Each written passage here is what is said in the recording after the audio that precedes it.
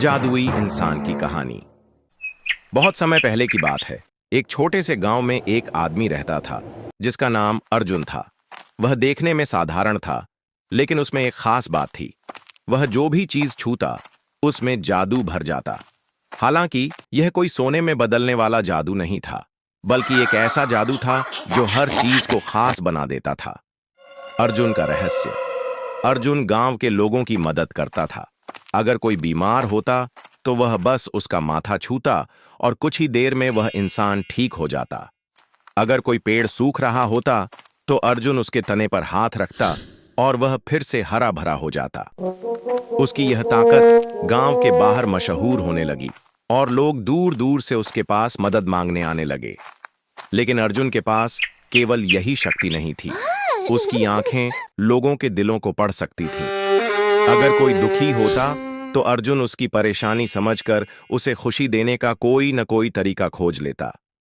लेकिन वह अपने इस जादू को कभी दिखावे के लिए इस्तेमाल नहीं करता था। राजा की परीक्षा। जब उसके जादू की खबर राजा तक पहुंची तो राजा ने उसे अपने महल में बुलाया और कहा, अगर तुम सच में जादुई इंसान हो तो मेरे राज्य को खुशहाल बना सकते हो। अर्जुन मुस्कुराया और बोला, राजा जी, असली जादू किसी के हाथ में नहीं, बल्कि अच्छे कर्मों में होता है। इसके बाद अर्जुन ने महल में काम करने वाले गरीब सेवकों की मदद की, किसानों को अच्छी फसल उगाने के उपाय बताए और सैनिकों को बहादुरी से लड़ने की प्रेरणा दी। धीरे धीरे राजा का राज्य खुशहाल हो गया। अर्जुन का सबसे बड़ा जादू। एक दिन राजा ने अर्जुन से पूछा, तुम्हारी सबसे बड़ी जादुई शक्ति क्या है? अर्जुन मुस्कुराया और बोला, दूसरों की मदद करना और उन्हें सच्ची खुशी देना ही मेरा सबसे बड़ा जादू है।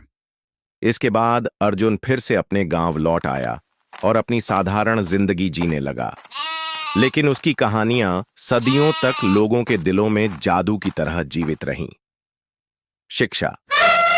असली जादू चमत्कारों में नहीं, बल्कि नेक दिल और अच्छे कर्मों में होता है।